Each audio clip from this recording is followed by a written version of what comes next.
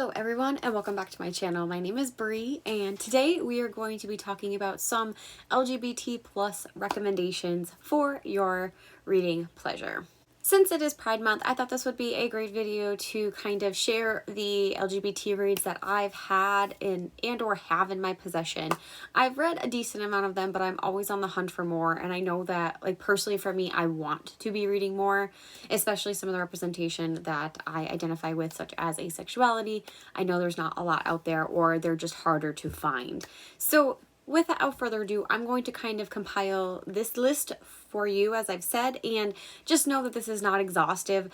This list is mostly books that I've read already. I don't really want to give examples of books that I haven't read, but I might include a few of those just in case you're interested, based on like the genre or style that they're in.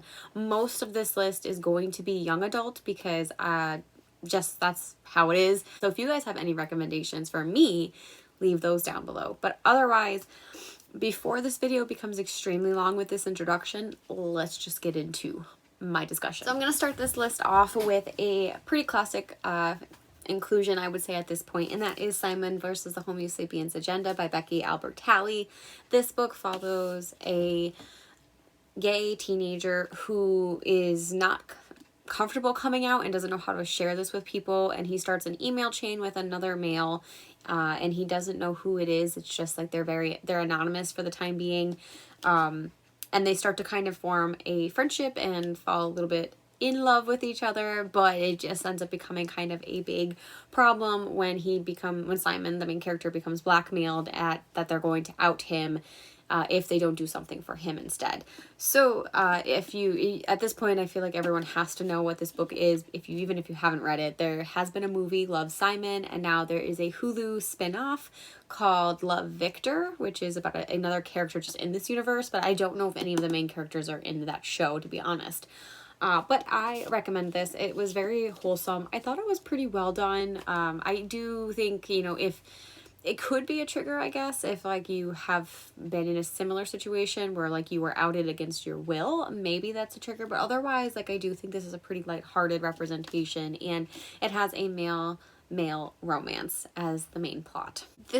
Additionally, this is a very much a coming out story. Like, that is the plot of this book. So some of my other recommendations might be a little bit different from this, just in case you wanted to know. In regards to male romances, I did just want to recommend Aristotle and Dante Discover the Secrets of the Universe by Benjamin Alice Sayanes. I might be pronouncing that wrong. My apologies. But I wanted to recommend this just because I know that this book impacts a lot of people. For me, the plot and the way it was written did not connect with me. I had a very hard time enjoying it, and there were a few things that I was just kind of, I don't know how accurate it is, but again, I'm not a male and I'm not in a male-male relationship. So for that, I just wanted to say that on the record that I didn't enjoy this as much as I was hoping to, but it is a male-male romance, and it's in 80s. I think the kid is he's growing up in the 80s or the 90s, and he's trying to come to terms with being gay when he doesn't really even understand what that is. So that is another male romance recommendation. The other one I have, which is almost a cop-out because it's still Becky Albertalli, but it's Becky Albertalli and Adam Silvera, and that's What If It's Us. And this is like a meet cute story where these two random strangers in New York City end up seeing each other in a post office, and then they kind of make it their goal to meet again and maybe form a relationship. So it's a really cute adventure. Again, this one let me down a little bit, so that's why I'm not going to make it as my main recommendation, but I think, like, if you like both of these authors' writing styles or just that whole type of meet cute scenario, you might enjoy this one as well. For my next recommendation, and possibly the only one I have for bisexual male representation, would be The Gentleman's Guide to Vice and Virtue by Mackenzie Lee. This follows a gentleman named Monty in the, 17th century, 18th century. I'm really bad at that. But basically, you're following him as he's taking his grand tour of Europe, and his best friend Percy tags along, as well as his younger sister Felicity, and they kind of get into a bunch of shenanigans on the way. And Monty is also kind of dealing with falling in love with his best friend and how that kind of plays out in their society when that's not something that's talked about or even acknowledged in their time. So it definitely is. It's a historical fantasy. There are slight elements of magic, but I really don't think the magic's as much in this book as it is in the sequels. So if you're interested in, because I believe Percy, I believe, is gay, Monty is bi, and I do see that as much in any kind of world, really. So that's why I'm recommending this one. I liked the book when I read / listened to it, but it didn't stick well with me, so I can't really talk about exactly what I liked, but I liked the characters a lot. The characters were really fun, and that's what made me be able to push through and read this book. So that is my recommendation for this one. It is another male-male romance, but like I said, the one character does identify as bi. Moving along the list, this list would not be complete without talking about Every Heart a Doorway by Seanan McGuire, or the Wayward Children series in general, because every single book in this series has some kind of representation. There's so much. There's like asexuality, gender fluidity, transgender, gay, bi, just everything. There's so much in here, and I think that's why I love it, because it's just like, it's thrown in and it's there, and it's not like, it's not a big deal. It's just, it is what it is. And I think that's why I love this so much in its representation, because like, it's just, yep, this is who we are as people. Accept it. That's all. But this series is an adult fantasy, but it's very easy to grip if you're adult or a young adult reading this novel. And it just follows these children who come back into our world after visiting these fantastical worlds, and they don't know how to fit back into our society, because those worlds that they went to are like their chosen worlds. Like, they're the ones they should belong in, but they just end up having to be born on Earth instead.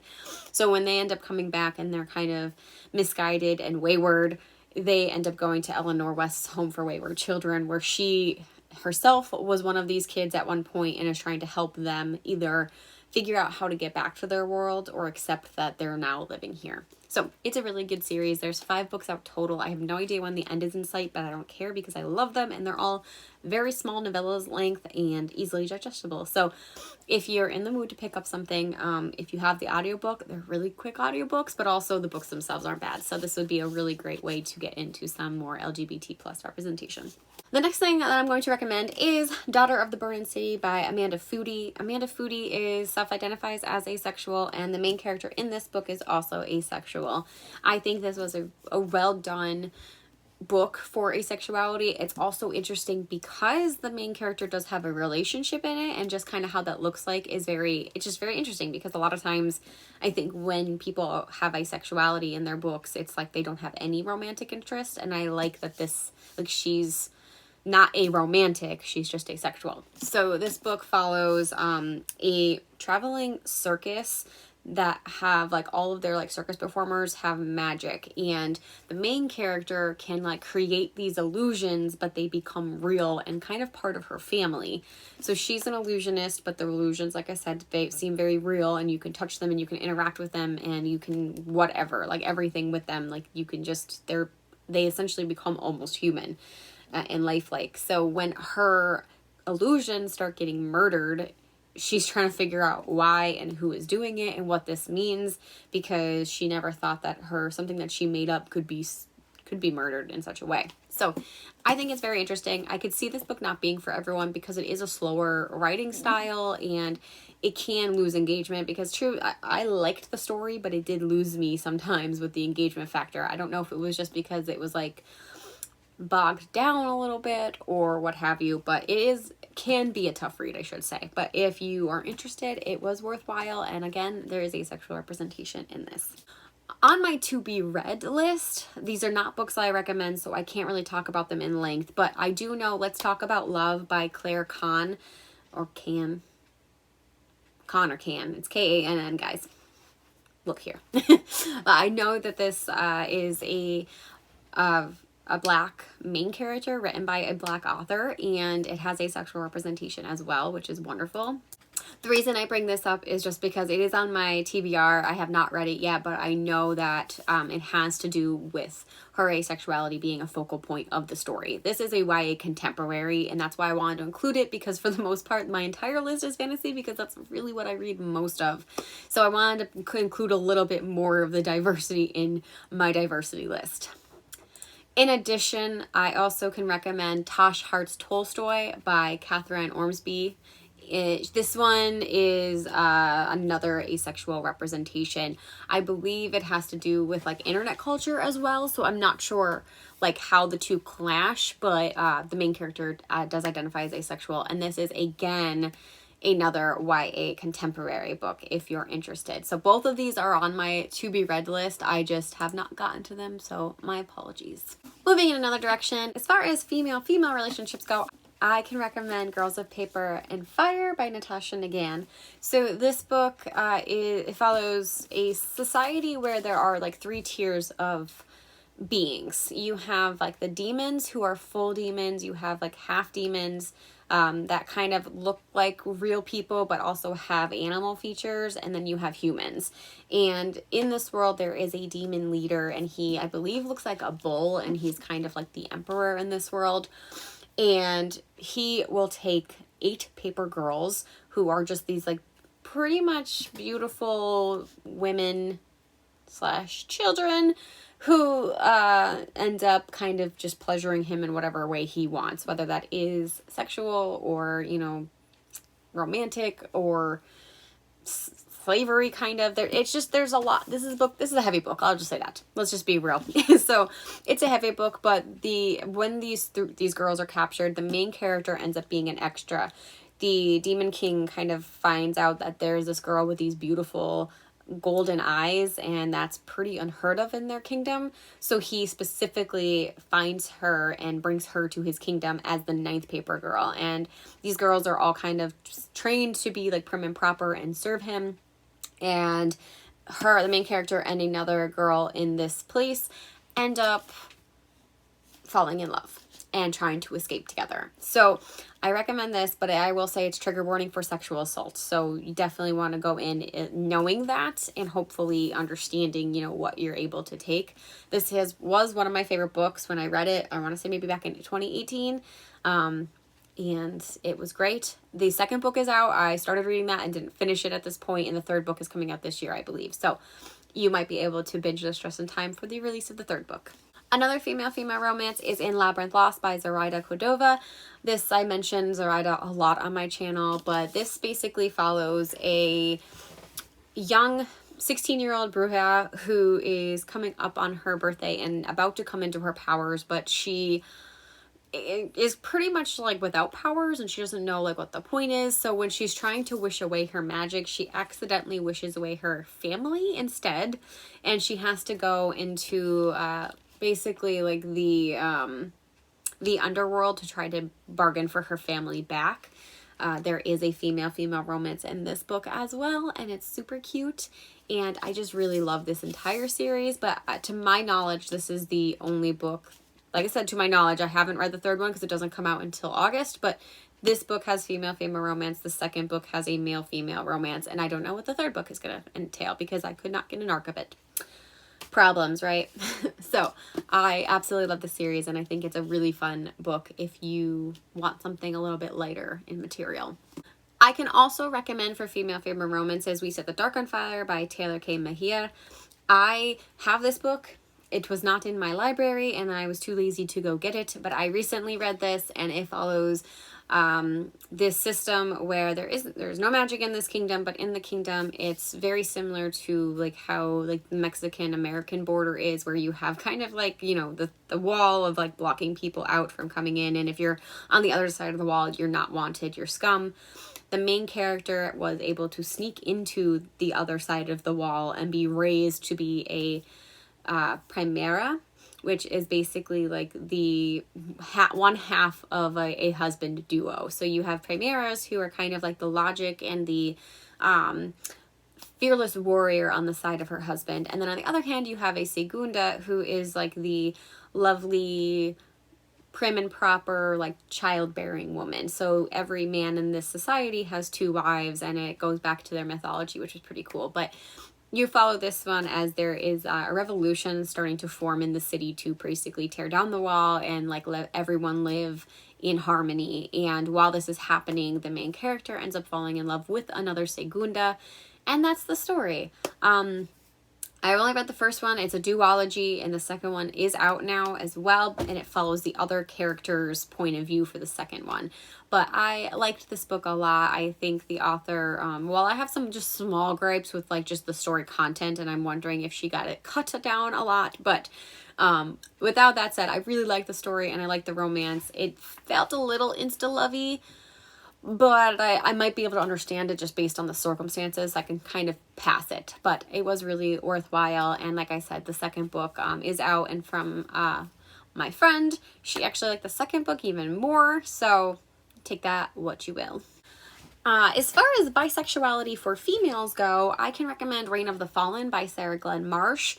This is a book that I read a while ago now, and it was not my favorite, but I do like the representation a lot in this book. And honestly, this is one of those books where I might reread it one day and actually like it. I don't know if I wasn't in a good place when I read it, but it just didn't really like stick out to me. But as I mentioned, the world is interesting. Essentially, you have these the reign of the fallen is basically the system of the dead. So you have basically like you have a world where almost no one can die because you keep getting resurrected by necromancy, but they have to always stay veiled, because if they're unveiled, they will like crumble into ash and die. But because of this whole system, the monarchy has like ruled for centuries at this point. Like nothing has ever changed, and the world is becoming stagnant and overrun with the dead.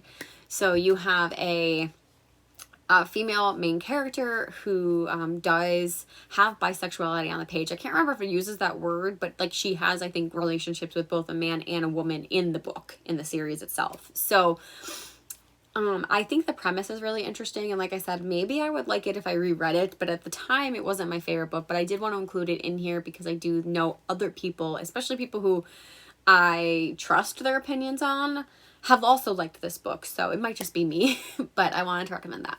Another bisexual main character is The Seven Husbands of Evelyn Hugo by Taylor Jenkins Reid. I adored this book, and I know it is super, super blasted on BookTube, but this is a literary novel, and it follows Evelyn Hugo as she kind of recounts her life story to a young upcoming reporter, and kind of talking about how her trials were of being a non-white but white passing female in like the 60s and 70s of America as a movie starlet, and falling in love with women and men, and kind of how that played up and why she ended up having 7 husbands and never actually being with the woman or women she loved. So it was just really interesting personally for me. Like I just adored it, and I recommend the audiobook because the narrator was wonderful in it.